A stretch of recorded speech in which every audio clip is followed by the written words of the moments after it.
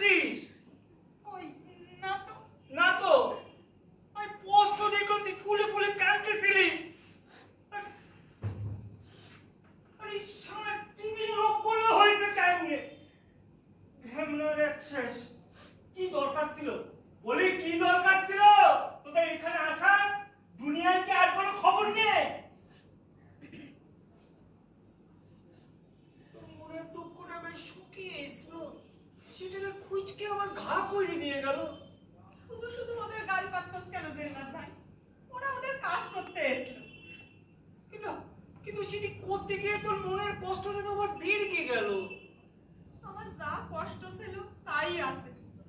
শুধু শুধু ওই ওদের করা প্রশ্নগুলো যখন মাথার মধ্যে ঘুরপাক খায় তখন বড্ড কষ্ট হয়। হ্যাঁ হ্যাঁ, এর জন্যই বলতেছি ওই কান্নাকাটি করে কোনো লাভ নেই। দেখ শাকিলা, তোর নিজের তো একটা জীবন আছে, আর সেটা নষ্ট করার হক নেই তোর। যা ও এই 5-6 টাকার মালগুলো সব গুছকে রেখেছিস।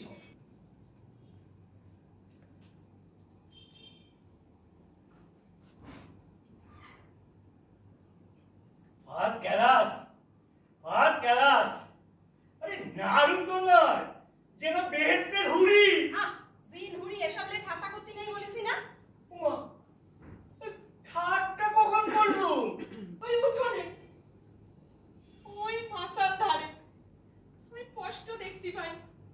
সে মানুষটা দোকান বন্ধ করে সাইকেল চালিয়ে গান গাইতে গাইতে আসতেছে, আর আর আমি আমি এখানে এখানে তার জন্য দাঁড়িয়ে আছি। সব কিছু ঠিকঠাক আছে, সব ঠিক আছে, শুধু সেই মানুষটাই নাই। আজ 22 দিন হয়ে গেল সে আমারে ছেড়ে চলে গেছে। আমার আর পথে বেরোতে ইচ্ছে করে না।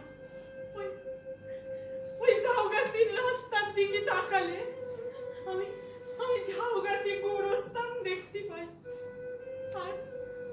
আর আমি দেখতে পাই 7 জন জোয়ান মরদ তার জানাজানে যাচ্ছে, আর একটা লোক তার পেছন পেছন বলতে বলতে যাচ্ছে লা ইলাহা ইল্লাল্লাহ।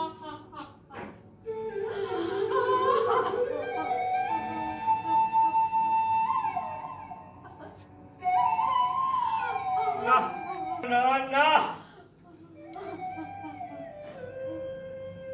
তোর দুঃখ বলানোর বদলে তোর মনের ঘাটারে আবার আমি খুঁজকে দিলাম।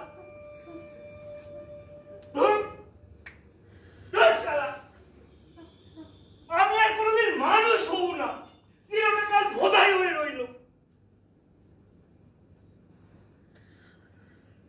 কি বলি শাকিলা,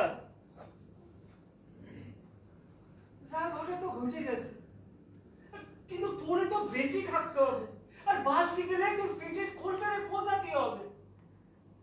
তাই এসব কথা মাথা থেকে তেরগে নিজের কাজে মন বসা, দেখবি সবকিছু ঠিক হয়ে গেছে।